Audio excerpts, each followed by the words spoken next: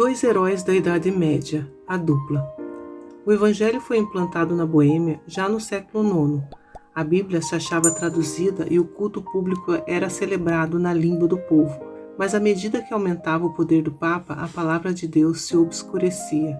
Gregório VII, que tomou sobre si o encargo de abater o orgulho dos reis, também tinha a intenção de escravizar o povo e, de acordo com isso, expediu uma bula proibindo que o culto público fosse dirigido na língua boêmia. O Papa declarou que era agradável a Deus que seu culto fosse celebrado em língua desconhecida e que muitos males e heresias haviam surgido por não se observar essa regra. Assim, Roma decretou que a palavra de Deus se extinguisse e o povo fosse encerrado em trevas, mas o céu havia providenciado agentes para preservar a igreja. Muitos dos valdenses e albigenses, expulsos de seus lares na França e Itália pela perseguição, chegaram à Boêmia. Mesmo que não ousassem ensinar abertamente, trabalharam zelosamente em segredo. Dessa maneira se preservou a verdadeira fé de século em século.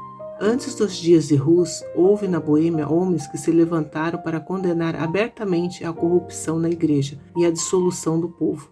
Seus trabalhos despertaram interesse que se estendeu largamente. Isso despertou os temores da hierarquia que começou a perseguir aqueles que ensinavam o Evangelho. Compelidos a fazer seu culto nas florestas e montanhas, eram caçados e mortos pelos soldados. Depois de algum tempo, foi decretado que todos os que se afastassem do culto romano deviam ser queimados. Mas enquanto os cristãos rendiam a vida, olhavam à frente para a vitória de sua causa.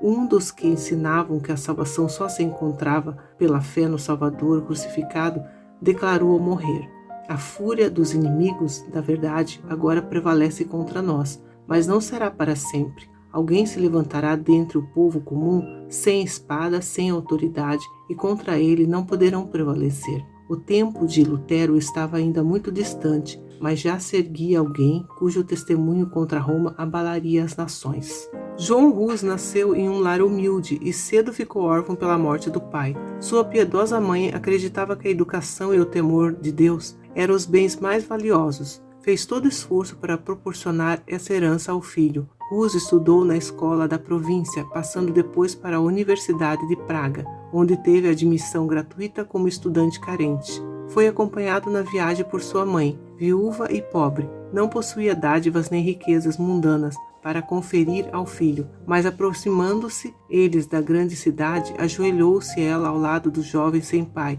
invocou-lhe a bênção do Pai Celestial. Pouco imaginava aquela mãe como deveria sua oração ser atendida. Na universidade, Hus logo chamou a atenção por seu rápido progresso. Sua conduta bondosa e cativante fazia todos o admirarem. Era um seguidor sincero da Igreja de Roma e buscava fervorosamente as bênçãos espirituais que ela alegava distribuir. Após concluir o curso universitário, entrou para o sacerdócio e, atingindo rapidamente a eminência, foi logo chamado à corte do rei. Tornou-se também professor e mais tarde reitor da universidade em que recebera educação. Em poucos anos, o humilde estudante que de favor recebeu educação tornou-se o orgulho de seu país e seu nome teve fama em toda a Europa. Foi, porém, em outro campo que Hus começou a obra da reforma. Vários anos após haver recebido a ordenação sacerdotal, foi nomeado pregador da Capela de Belém.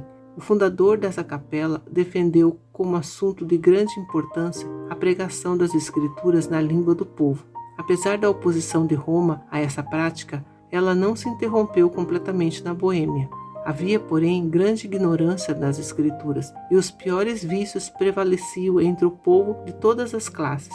Esses males Hus denunciou largamente, apelando para a palavra de Deus a fim de divulgar os princípios da verdade e pureza por ele pregados. Um cidadão de Praga, Jerônimo, que depois se tornou intimamente ligado a Hus, trouxe consigo ao voltar da Inglaterra os escritos de Wycliffe.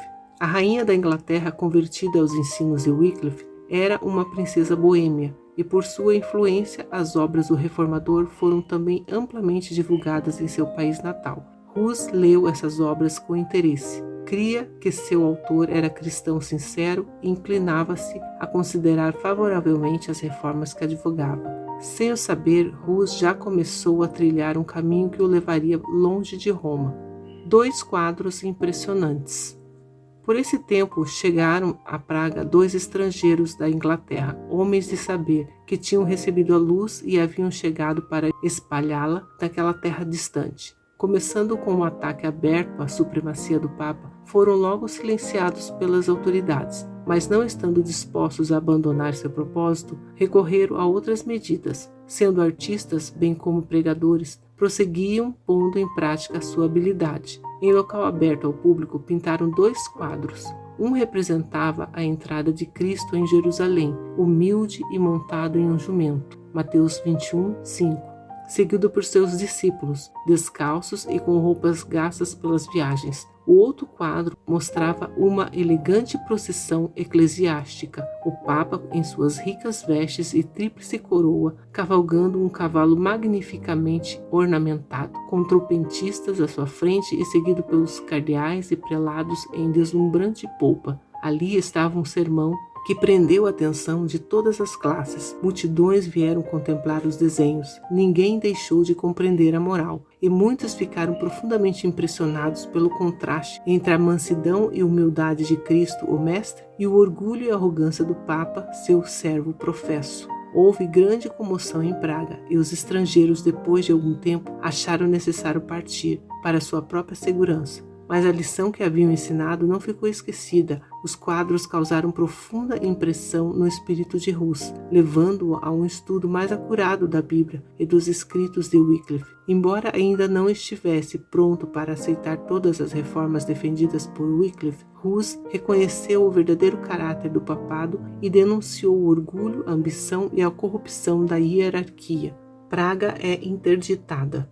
Da Boêmia, a luz estendeu-se à Alemanha, pois perturbações que haviam na Universidade de Praga determinaram a retirada de centenas de estudantes alemães. Muitos deles tinham recebido de Hus seu primeiro conhecimento da Escritura Sagrada e, ao voltarem, espalharam o Evangelho em sua pátria. Notícias da obra em Praga foram levadas a Roma, e Hus foi logo chamado a comparecer perante o Papa. Obedecer seria expor-se à morte certa. O rei e a rainha da Boêmia, a universidade, membros da nobreza e oficiais do governo uniram-se num apelo ao pontífice para que fosse permitido a Hus permanecer em Praga e responder por meio de delegação. Em vez de atender a este pedido, o Papa procedeu ao processo e condenação de Hus, declarando a interdição da cidade de Praga. Naquela época, essa sentença despertava alarme geral. As cerimônias que a acompanhavam eram de modo a encher de terror ao povo que considerava o Papa como representante do próprio Deus, tendo as chaves do céu e do inferno e possuindo poder para invocar juízos temporais,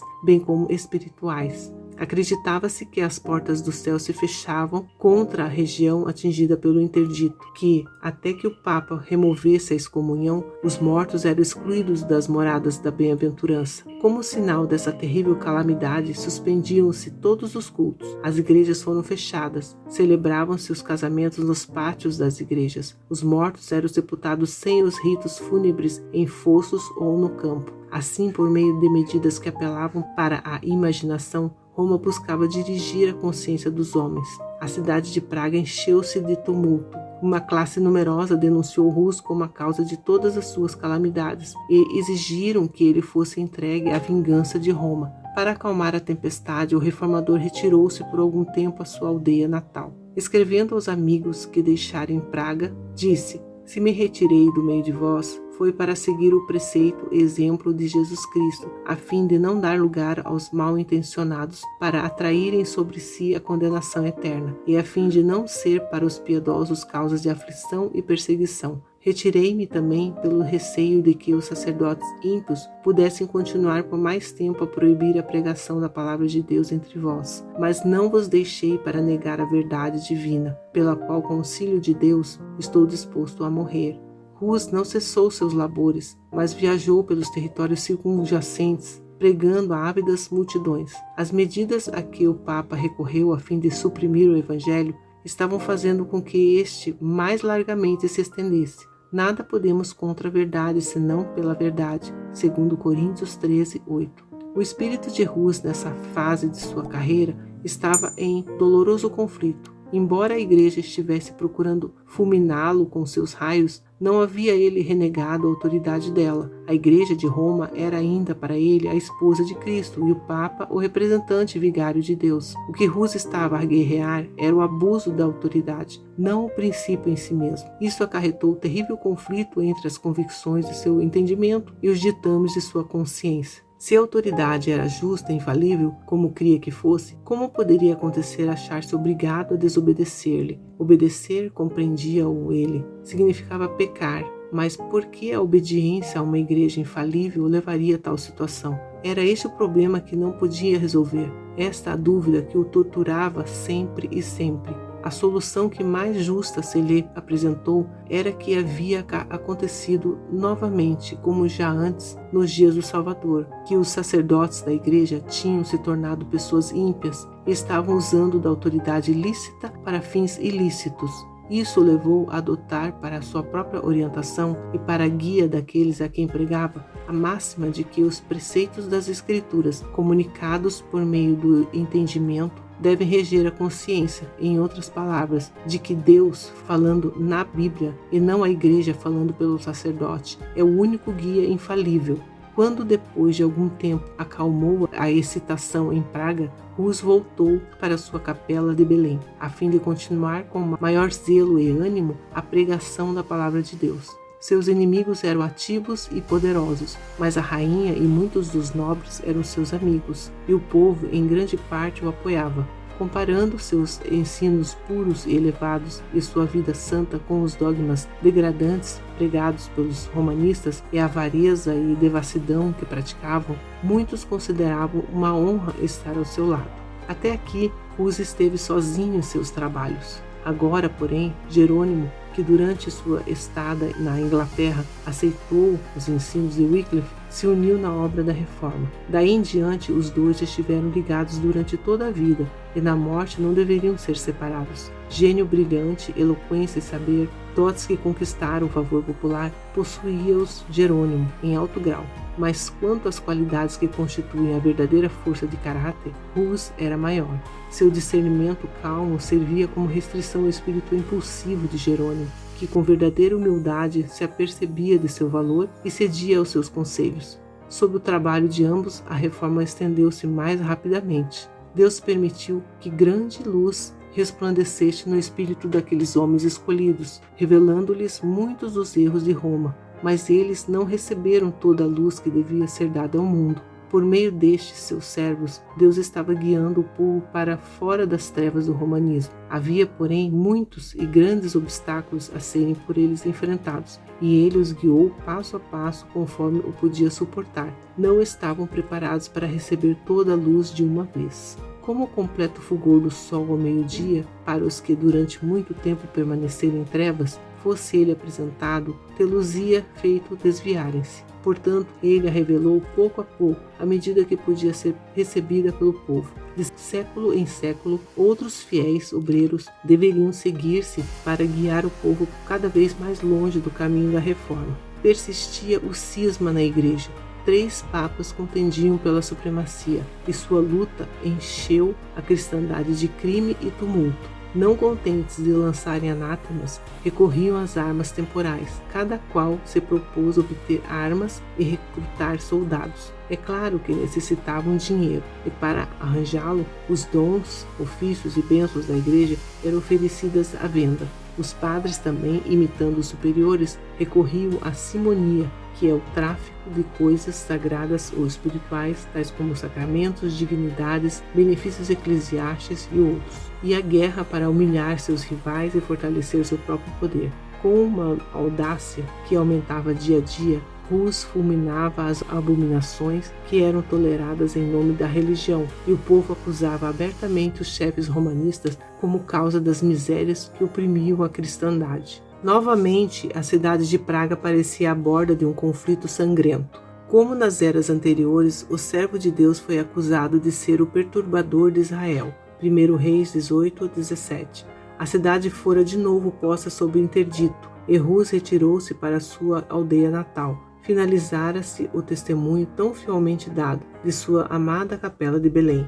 Deveria falar de um cenário mais amplo, a cristandade toda, antes de depor a vida como testemunha da verdade. Um concílio geral foi convocado na cidade de Constança, no sudoeste da Alemanha. O imperador Sigismundo queria realizar a reunião. Por isso, João XXIII, um dos 3 papas rivais, o convocou. O Papa João, cujo caráter e comportamento não ficariam bem sob investigação, não ousou se opor à vontade de Sigismundo. Os principais objetivos do concílio eram resolver a divisão da Igreja e eliminar a heresia. Os 2 antipapas foram chamados a comparecer perante ele, bem como João Hus. Os papas rivais foram representados por delegados. Com grande receio, o Papa João compareceu. Ele temia responder por seus vícios, que haviam levado desgraça à coroa papal, bem como pelos crimes que havia cometido a fim de conquistá-la. Mesmo assim, fez sua entrada à cidade de Constança com grande pompa, acompanhado de eclesiásticos da mais alta ordem e seguido por uma procissão de cortesãos. Todo o clero e dignitários da cidade, com imensa multidão de cidadãos, foram dar-lhe as boas-vindas. Acima da cabeça havia um dossel dourado segurado por 4 dos principais magistrados. A hóstia da comunhão usada na missa era carregada à sua frente. As ricas vestes dos cardeais e nobres causaram forte impressão por sua ostentação. Enquanto isso, outro viajante se aproximava de Constança. Hus disse adeus aos amigos como se nunca mais fosse vê-los novamente, sentindo que sua jornada o conduziria às chamas. Apesar de haver obtido salvo-conduto do rei da Boêmia e igualmente recebido outro do imperador Sigismundo durante a viagem, dispôs os planos encarando a probabilidade de sua morte. Salvo-conduto do rei. Numa carta aos amigos, Hus disse: Meus irmãos, estou partindo com o salvo-conduto do rei para encontrar meus muitos inimigos mortais. Confio inteiramente no Deus Todo-Poderoso em meu Salvador. Confio em que Ele ouvirá vossas fervorosas orações e comunicará sua prudência e sabedoria à minha boca, a fim de que eu possa resistir a eles, e que me outorgará seu Espírito Santo, a fim de fortificar-me em sua verdade, de maneira que eu possa defrontar com coragem tentações, prisões e, sendo necessário, uma morte cruel.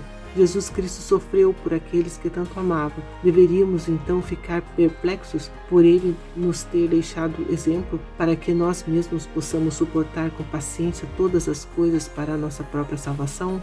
Ele é Deus e nós suas criaturas. Ele é o Senhor e nós seus servos. Ele é o dominador do mundo e nós somos desprezíveis mortais. No entanto, ele sofreu. Por que, pois, não deveríamos nós também sofrer, particularmente quando o sofrimento é para a nossa purificação?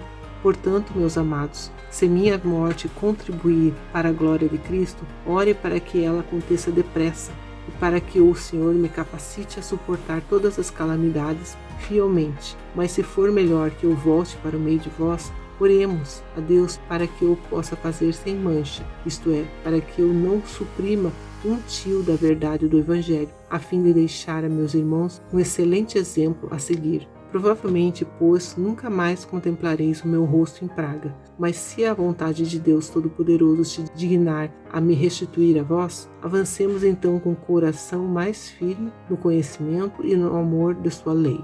Em outra carta a um padre que se tornara discípulo do Evangelho, Hus falou com profunda humildade de seus próprios erros, acusando-se de ter sentido prazer em usar roupas sofisticadas e ter desperdiçado horas com coisas triviais. Acrescentou então estes tocantes conselhos: que a glória de Deus e a salvação das almas ocupem sua mente, e não a posse de riquezas e propriedades. Toma cuidado para não adornar a casa mais do que a alma, e acima de tudo, preste atenção às coisas espirituais. Seja piedoso e humilde com os pobres, e não gaste seus recursos com festas. Conheces minha doutrina, pois recebestes minhas instruções desde tua meninice. Mas conjuro-te, pela misericórdia do nosso Senhor, a não me imitares em nenhuma das vaidades em que me vistes cair. No invólucro da carta acrescentou: conjuro-te, meu amigo, a não abrires esta carta antes que tenha a certeza de que estou morto. Em sua viagem, Hus, por toda parte, observou indícios da disseminação de suas doutrinas e o favor com que era considerada sua causa. O povo aglomerava-se ao seu encontro.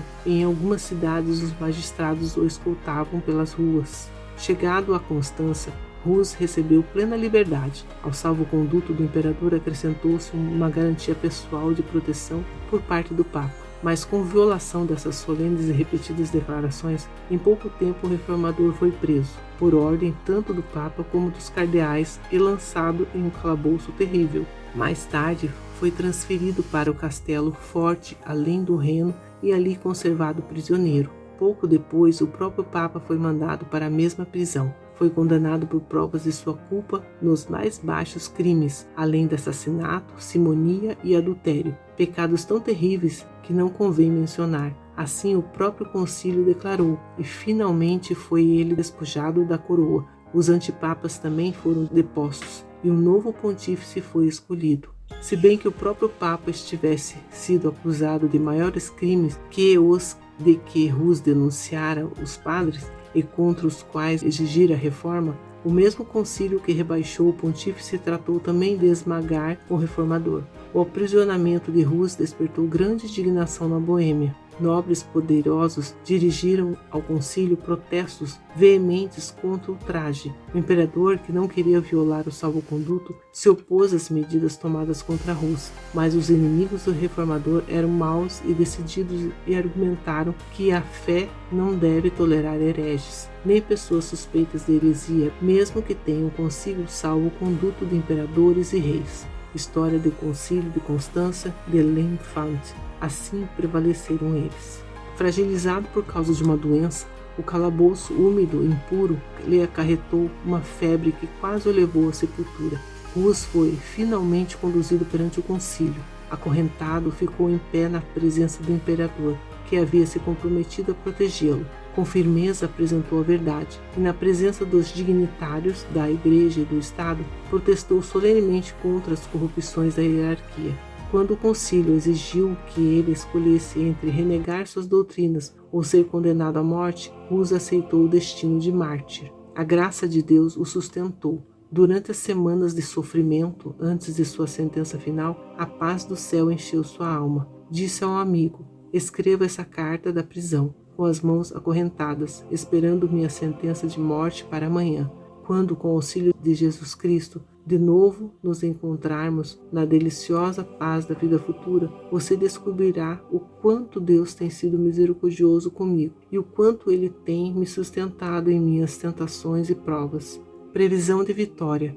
Do calabouço, Hus conseguiu ver que a fé verdadeira triunfaria no futuro. Em sonhos, viu o Papa e seus bispos apagando as pinturas de Cristo que desenhou nas paredes da prisão de Praga. Essa visão o perturbou. No dia seguinte, porém, viu muitos pintores ocupados restaurando as figuras em maior número e cores mais vibrantes. Os pintores, cercados por uma multidão imensa, exclamavam: os papas e bispos podem vir, mas eles nunca mais as apagarão novamente. Disse o reformador ao relatar o sonho: tenho isso como certo, que a imagem de Cristo nunca se apagará. Querem destruí-la, mas será pintada novamente em todos os corações por pregadores muito melhores do que eu.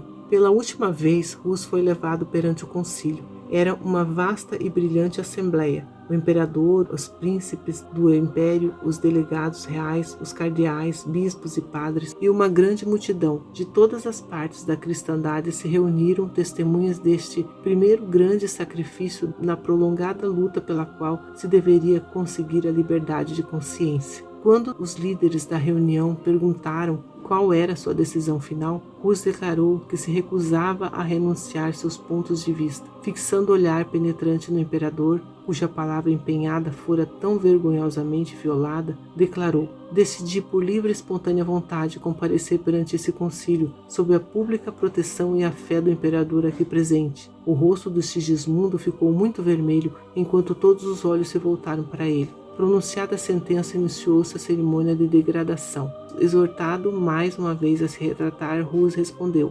voltando-se para as pessoas: de que maneira, então, eu poderia olhar para o céu? Como seria capaz de encarar as pessoas para quem preguei o evangelho puro? Não, considero a salvação delas mais valiosas do que esse pobre corpo, agora condenado à morte. As vestes sacerdotais de Hus foram removidas uma a uma. Cada bispo pronunciava uma maldição ao realizar sua parte na cerimônia. Finalmente colocaram um gorro ou mitra de papel em formato de pirâmide sobre sua cabeça. pintadas com figuras assustadoras de demônios e com a palavra arqui-herege se destacando na parte da frente. Com toda alegria, disse Rus, usarei essa coroa de vergonha por teu amor a Jesus, que por mim usastes uma coroa de espinhos. Morte na estaca.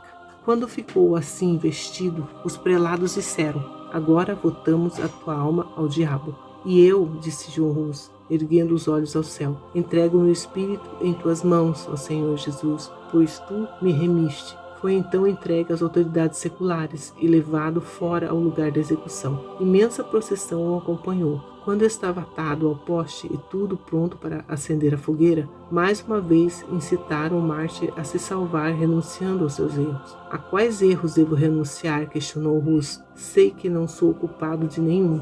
Deus é testemunha de que tudo aquilo que escrevi e preguei teve o propósito de resgatar pessoas do pecado e da destruição. Logo, com alegria, confirmo com teu sangue a verdade do que escrevi e preguei. Quando as chamas começaram a arder em seu redor, ele começou a cantar: Jesus, filho de Davi, tem compaixão de mim. E assim continuou até que sua voz silenciou para sempre. Mesmo os inimigos ficaram tocados com seu procedimento heróico. Um católico zeloso descreveu da seguinte maneira o martírio de Rus e o de Jerônimo, que ocorreu pouco tempo depois. Ambos se portaram com firmeza de ânimo quando se aproximou a última hora. Eles se prepararam para o fogo como quem se arruma para uma festa de casamento. Não soltaram nenhum grito de dor. Quando as chamas subiram, começaram a cantar hinos, e a intensidade do fogo não era capaz de deter seu louvor. Depois de completamente consumido o corpo de Rus, suas cinzas foram ajuntadas e lançadas no Reno, e assim levadas para além do oceano. Seus perseguidores em vão imaginaram ter acabado com as verdades que pregou.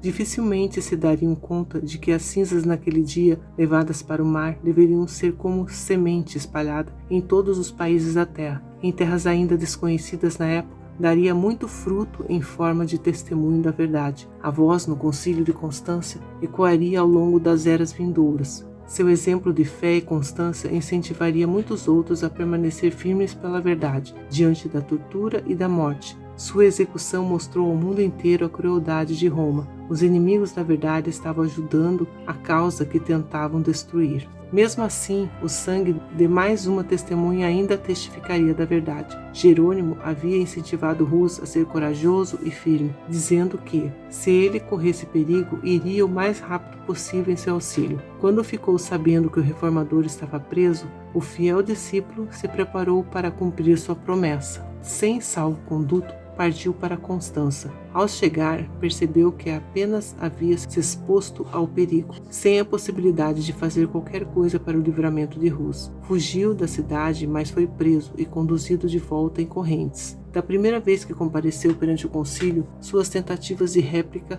eram interrompidas por gritos: levem-no para as chamas. Foi jogado em um calabouço, foi mantido a pão e água. A crueldade da prisão o fez adoecer e colocou sua vida em risco. Seus inimigos, temendo que ele viesse a óbito, passaram a tratá-lo com menos severidade, embora o tenham deixado preso durante 1 ano.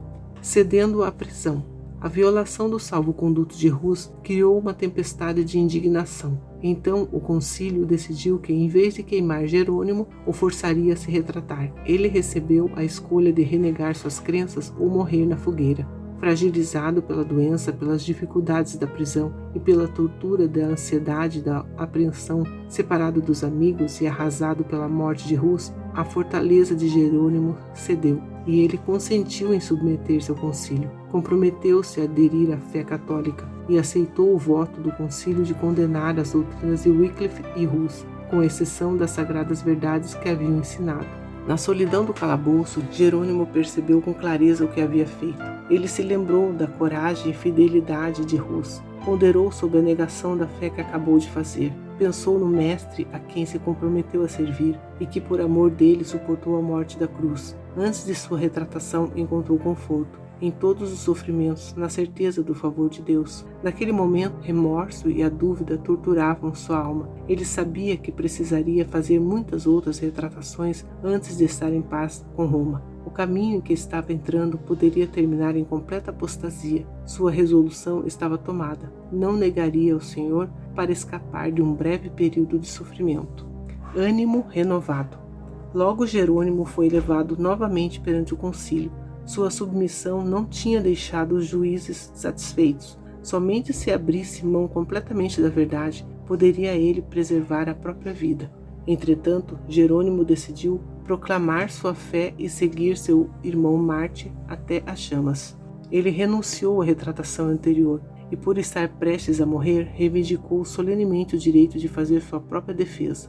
Temendo o efeito de suas palavras, os prelados insistiram em que ele meramente afirmasse ou negasse a verdade das acusações apresentadas contra ele. Jerônimo protestou contra tal crueldade e injustiça. Vocês me mantiveram cativo por 340 dias numa prisão horrível, disse. Então me trazem em sua presença, ouvem meus inimigos mortais e se recusam a me escutar? Tomem cuidado para não pecar contra a justiça. Quanto a mim, sou apenas um frágil mortal. Minha vida tem pouca importância e quando peço que não profiram uma sentença injusta, faço menos por mim mesmo do que por vocês. Seu pedido finalmente foi atendido. Na presença dos juízes, Jerônimo se ajoelhou e orou pedindo ao Espírito Divino que controlasse seus pensamentos e palavras, para que não dissesse nada contrário à verdade ou indigno de seu mestre. Naquele dia, cumpriu-se nele a promessa de Deus aos primeiros discípulos, mas quando os prenderem, não se preocupem quanto ao que dizer ou como dizê-lo. Naquela mesma hora, vos será dado o que dizer, pois não serão vocês que estarão falando, mas o Espírito do Pai de vocês falará por intermédio de vocês. Mateus 10, 19 e 20. As palavras de Jerônimo excitaram espanto e admiração, mesmo a seus inimigos. Durante um ano inteiro havia ele estado na masmorra, sem poder ler, nem escrever, nem mesmo enxergar, com grande sofrimento físico e ansiedade mental. No entanto, seus argumentos eram apresentados com tanta clareza e força, como se houvesse tido oportunidade tranquila para o estudo. Ele apresentou aos ouvintes a longa série de homens santos que haviam sido condenados por juízes injustos. Em quase todas as gerações, aqueles que procuravam elevar o povo de sua época eram excluídos, mas que em tempos posteriores mostraram ser dignos de honra. O próprio Cristo foi condenado como criminoso em um julgamento injusto. Em sua retratação, Jerônimo consentiu na sentença que condenou Rus, porém agora testificou da inocência e santidade do mártir. Eu o conheci desde a infância. Foi um homem de excelência, justo e santo. Foi condenado mesmo sendo inocente. Eu também estou pronto para morrer. Não me desviarei diante dos tormentos que inimigos e falsas testemunhas prepararam para mim.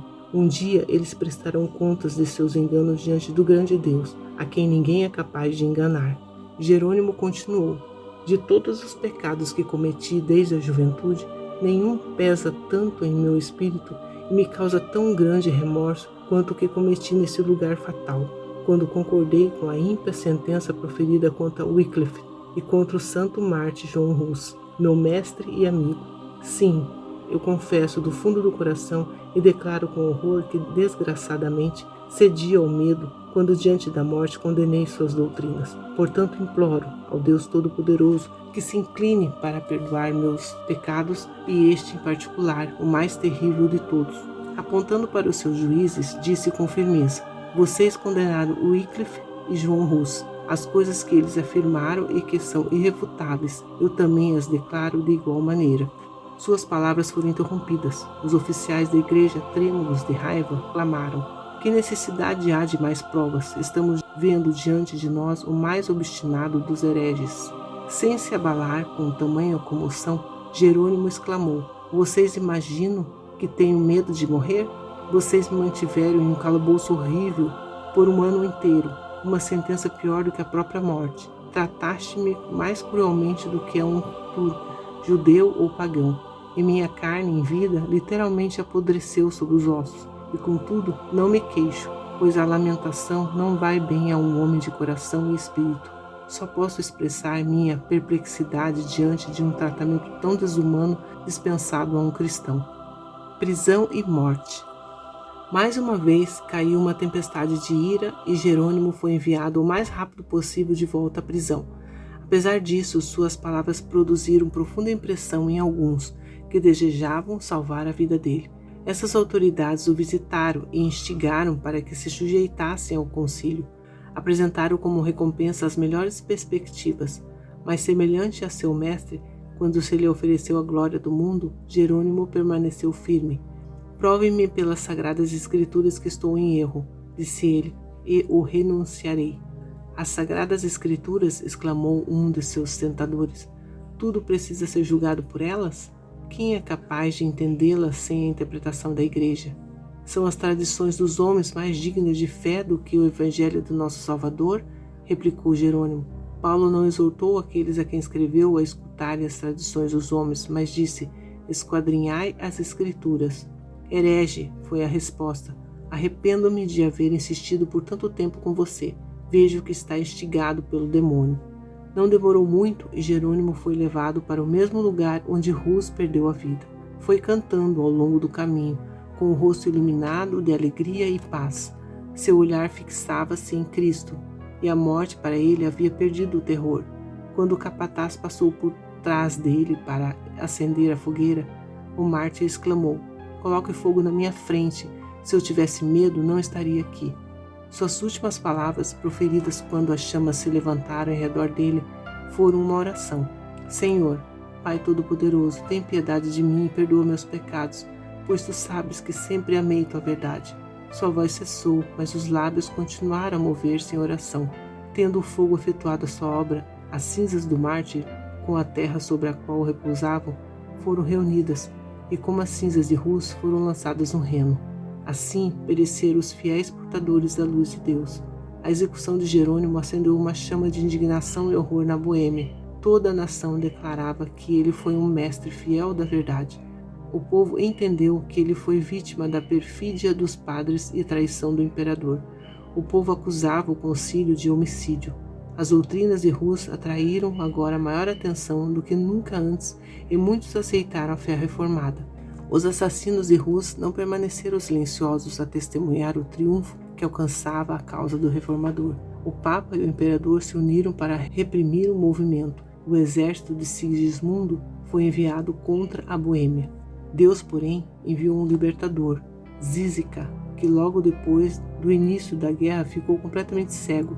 No entanto, era um dos mais hábeis generais de seu tempo e líder dos boêmios. Confiando no auxílio de Deus e na justiça de sua causa, o povo boêmio resistiu aos mais poderosos exércitos que podia se levantar contra eles. Muitas vezes o imperador invadiu a Boêmia, apenas para ser vergonhosamente repelido. Os adeptos de Rus se ergueram acima do medo, da morte, e nada foi capaz de prevalecer contra eles. O valente Zízica morreu, mas seu lugar foi ocupado por Procópio, que em alguns aspectos era um líder ainda mais capaz.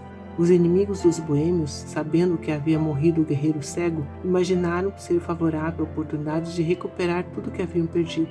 O Papa proclamou uma cruzada contra os husitas, e novamente uma imensa força invadiu a Boêmia, mas apenas para sofrer terrível perda.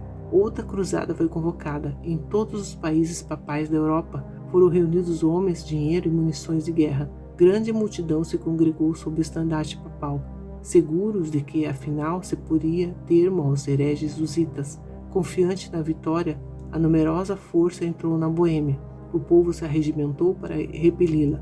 Os dois exércitos se aproximaram um do outro, até que apenas um rio separava eles. Os cruzados constituíram força extremamente superior, mas em vez de correr através das torrentes de água e batalhar contra os husitas, a quem tinham vindo encontrar de longe, permaneceram em silêncio olhando para aqueles guerreiros.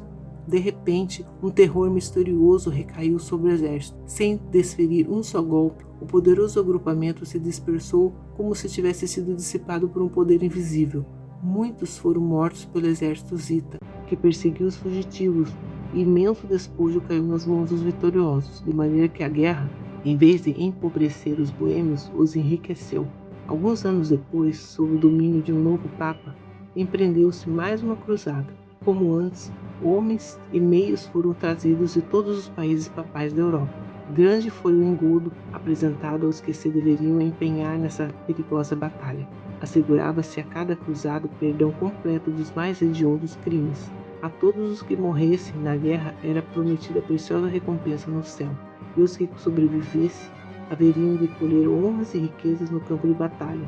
de novo se reuniu um vasto exército e, atravessando a fronteira, entraram na Boêmia. As forças hussitas recuaram diante deles, afastando os invasores cada vez mais para o interior do país, levando-os a pensar que já haviam conquistado a vitória. Por fim, o exército de Procópio avançou para a batalha.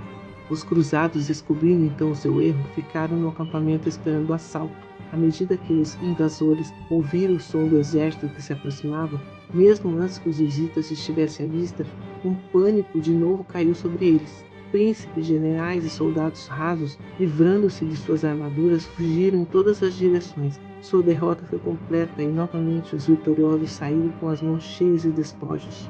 Assim, pela segunda vez, um grande exército de homens guerreiros e treinados para a batalha fugiu sem desferir um só golpe perante os defensores de uma pequena e frágil nação. Havia uma manifestação de poder divino. Os invasores foram tomados por um terror sobrenatural. Aquele que derrotou os exércitos de Faraó no Mar Vermelho, que pôs em fuga os exércitos de Midian diante de Gideão e seus 300, que numa noite derribou as forças do orgulhoso Assírio, de novo estendeu a mão para enfraquecer o poder do opressor. Eis que se acharam em grande temor, onde temor não havia, porque Deus espalhou os ossos daqueles que te cercavam. Tu os confundiste, porque Deus os rejeitou. Salmo 53, 5. Traição. Os líderes papais, perdendo a esperança de vencer pela força, recorreram finalmente à diplomacia. Adotou-se um compromisso mútuo e, se bem que pretendesse conceder liberdade de consciência aos boêmios, realmente traindo-os, entregava-os ao poder de Roma. Os boêmios tinham especificado 4 pontos como condições de paz com Roma: livre pregação da Bíblia, o direito de toda a igreja tanto ao pão quanto ao vinho na Santa Ceia e no uso da língua materna na adoração divina, a exclusão do clero de todos os ofícios e autoridades seculares, e nos casos de crime a jurisdição dos tribunais civis tanto sobre religiosos quanto leigos. As autoridades papais finalmente concordaram em que os 4 artigos dos hussitas deveriam ser aceitos, mas que o direito de os explicar, isto é, de determinar sua significação exata, deveria pertencer ao concílio, ou em outras palavras, ao Papa e ao Imperador. Por isso, assinaram um tratado e Roma obteve, por meio do engano e fraude, aquilo que não tinha conseguido pelo conflito. Ao atribuir a si o direito de interpretar as condições dos hussitas, assim como detinha o poder de interpretação da Bíblia, poderia distorcer o significado para se adequar a seus propósitos. Uma classe numerosa na Boêmia, vendo que isso traía sua liberdade, não se conformou com o tratado. Surgiram dissensões e divisões que levaram a contenda e derramamento de sangue entre eles mesmos. Nessa luta, o nobre Procópio sucumbiu e a liberdade dos boêmios pereceu.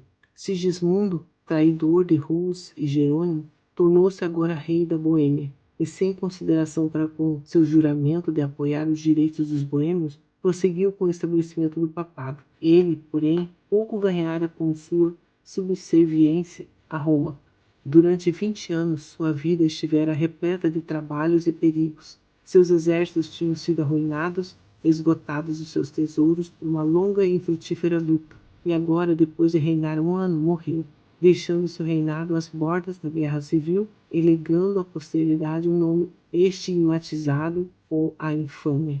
Seguiram-se tumultos, contendas e carnificina. Exércitos de estrangeiros invadiram de novo a Boêmia, e dissensões internas continuaram a perturbar a nação. Aqueles que permaneceram fiéis ao Evangelho enfrentaram sangrenta perseguição. Sua firmeza, porém, permaneceu inabalável. Forçados a encontrar refúgio nas cavernas, continuavam a se reunir para ler a palavra de Deus e adorá-lo. Por meio de mensageiros enviados secretamente a diversos países, descobriram que, em meio às montanhas dos Alpes, havia uma antiga igreja fundamentada sobre bases das Escrituras, e como eles próprios eram objeto de perseguição, que protestava contra as corrupções de Roma, com grande alegria começaram a se corresponder com os cristãos valdenses. Firmes no Evangelho, os boêmios perseveraram durante a noite de sua perseguição. Na hora mais escura, continuaram a olhar para o horizonte, como aqueles que esperam pela manhã. Sua sorte foi lançada em dias maus, mas lembravam-se das palavras primeiramente proferidas por Rus e repetidas por Jerônimo, de que um século deveria passar antes que raiasse o dia. Essas foram para os husitas o que para os tribos da casa da servidão foram as palavras de José: eu morro, mas Deus certamente vos visitará e vos fará subir dessa terra. O período final do século XV testemunhou um aumento vagaroso, mas certo, das igrejas dos irmãos, se bem que, longe de não serem incomodados, gozavam de relativo descanso. No princípio do século XVI, suas igrejas eram em número de 200 na Boêmia e na Morávia. Assim, numerosos foram os restantes que, escapando da fúria destruidora do fogo e da espada, tiveram o privilégio de ver o raiar daquele dia que Rus predisse. Amém.